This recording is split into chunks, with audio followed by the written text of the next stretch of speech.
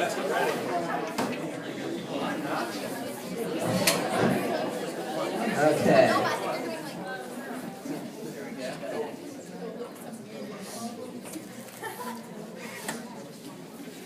Well, it's been a quiet week in Storrs, Connecticut, my hometown, out on the edge of the campus. The temperature has had its ups and downs this winter. Every morning people sprint out of bed and go to look at their thermometers, and whenever the reading on the thermometer is higher than 32 degrees, they instantly become overjoyed and shout at the top of their lungs, "At last! Winter is finally over. I couldn't be more excited if spring were here." And in only a moment their joy is abruptly taken away when they turn on their iPhones and go to their weather apps and realize that they were looking at the wrong side of their thermometers, and it's actually negative 32 degrees. And then the people of Storrs become very upset, and they angrily throw down their phones and exclaim, "That's not fair. Why can't it be negative 31 degrees? But despite the cold temperatures, people still manage to have heated debates about divisive and controversial issues such as whether or not they like snow. Now, it hasn't snowed here in almost a week, but people have still been arguing about why we haven't had snow in almost a week. The other day I was sitting in the Dog Lane Cafe. Come, sit. Stay. And I was just sitting there peacefully, sipping a warm cup of coffee while waiting for the bartender, Howard K. Teasdale, to bring me my chicken and watercress sandwich. And all of a sudden, a guy and a girl sitting a few tables away from me started having a resounding argument over why they thought it hadn't been snowing. He stuck with his theory, and she stuck with hers. Don't you understand? It's too cold to snow. No, it's divine intervention. We're being blessed with no snow. And as the conversation went on, they became increasingly vicious toward each other. Fine. What? I'm sorry. You're just a stubborn old snow hater. Well, you're just a snow-obsessed freak. And every time I thought they were going to stop arguing, their conversation only got deeper.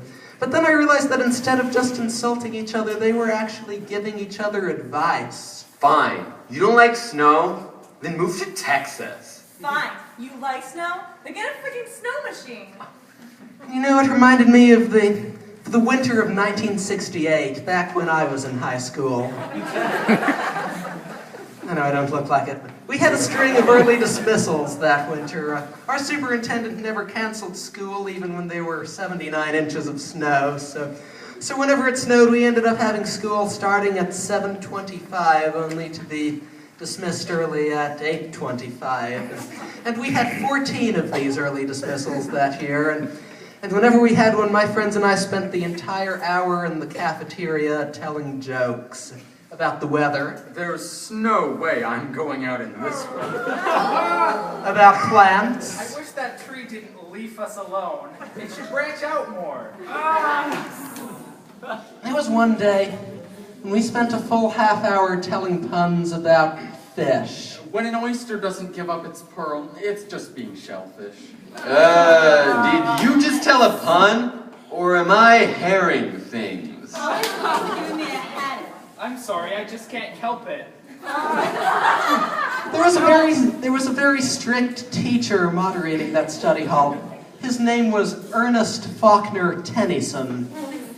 And after 30 minutes of fish-related puns, Mr. Tennyson came over to our table and looked at us menacingly and said with quiet intensity, I want you guys to stop telling puns so loudly. You're disturbing the people around you. We looked around, and there was no one around us, but we all nodded our heads solemnly and sat in solemn silence until he walked away. But as soon as he was out of earshot, we dived back in. We should definitely scale back on fish puns. No, we're not finished yet. Oh, God help us. We only thought Mr. Tennyson was out of earshot. No sooner had we told 17 more puns than he came back around the corner and looked at us even more menacingly and said with even more quiet intensity, Guys, I don't have time to play games. I can still hear those puns from the other side of the room. And if you make me come over here one more time, I shall have to give you all detention. Now all of you, clam up! Yes, puns are contagious. There's no doubt about that. But today people in Storrs are much more tolerant of them. A friend of mine planted a palm tree in front of her house, and the last time I was over there, I observed that the palm tree didn't have any fruit, and she said, Yeah, this palm tree is out of date. but there's one part of Storrs that's never out of date, and that is Storrs Center, otherwise known as... The Stores of Storrs. At Storrs Center, the place to be is the Dog Lane Cafe. Come, sit. Stay. But you can also walk around the town square, which is really more of a circle, and see how things are shaping up. Or you can walk up the path and get a bag of candy at Sweet Emotions. And Sweet Emotions has everything in the way of candy. They have Twizzlers, We're putting a new twist on candy. and they have the conventional candy bars. Stop snickering. We're not playing twists on you. I'm pretty sure they even have breath mints. No, we don't have breath mints. Are you sure that's what you meant to say? But they do have the friendliest staff. I was in there the other day and I asked the guy at the register, how come you have so much sugar-free candy? And he responded, Son, in my mind, all artificial sweeteners are created equal. something about this comment resonated within me particularly strongly, and it inspired me to walk over to the Yukon campus and take a stroll around Mirror Lake. And when I got there, I decided instead to sit down by the edge of the lake. Don't ask me why. I wasn't quite sure myself, but I wasn't quite sure myself. There you go. But after a few minutes, I noticed a young couple down by the shore of the lake trying to float something in the water. And the thing they were trying to float was a very small boat that they had made. It consisted of a bottle cap with a mast made out of a toothpick. And as soon as they put it in the water, it turned over. And she said to him, It's too small to float. It's only capsize.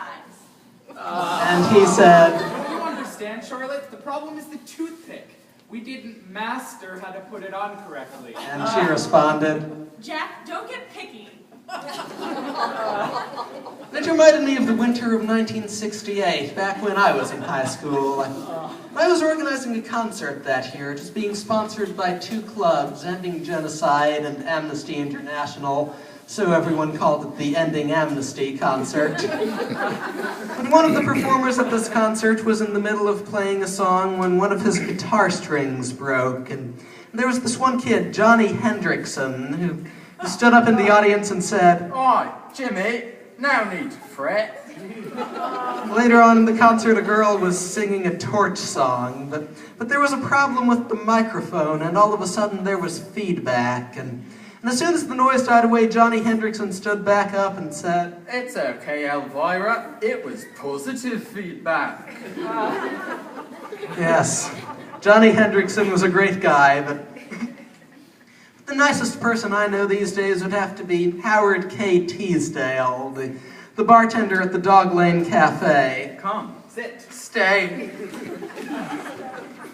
Howard K. Teasdale will literally answer any question you ask him. Last time I was there, I asked him, Howard, would you mind telling me why this restaurant is called the Dog Lane Cafe? And he responded, Why, certainly.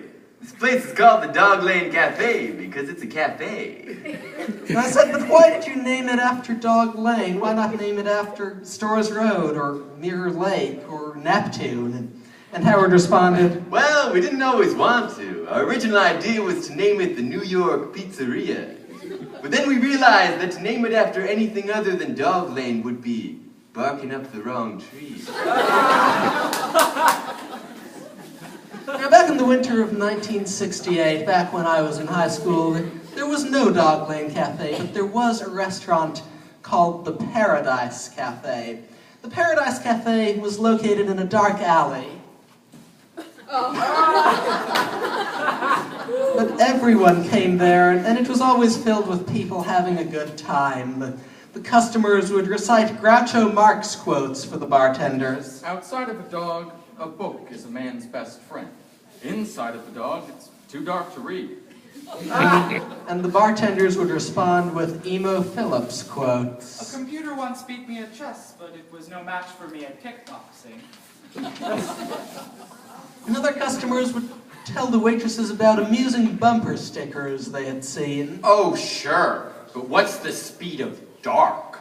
The waitresses would respond with light bulb jokes. Know how many cashiers it takes to change a light bulb? No, how many? Depends on how much change you owe the light bulb. But one night I was having dinner at the Paradis Cafe with some friends, and we were all sitting there having a nice conversation while waiting for our chicken and watercress sandwiches. And at one point the manager of the store came out to greet us, and at that very same moment a distressed patron came running into the store. And as we looked on with interest, the patron ran up to the manager and told him frantically, Sir, something is terribly wrong. There are 3 holes in the ground in the front of your restaurant. The manager looked back at the young man and said simply, Well, well, well. and we all laughed for about 5 minutes straight. And that is one night that I will never forget as long as I live. And that's the news from Storrs, Connecticut, where all the women are strong, all the men are good looking, and all the techies are above average.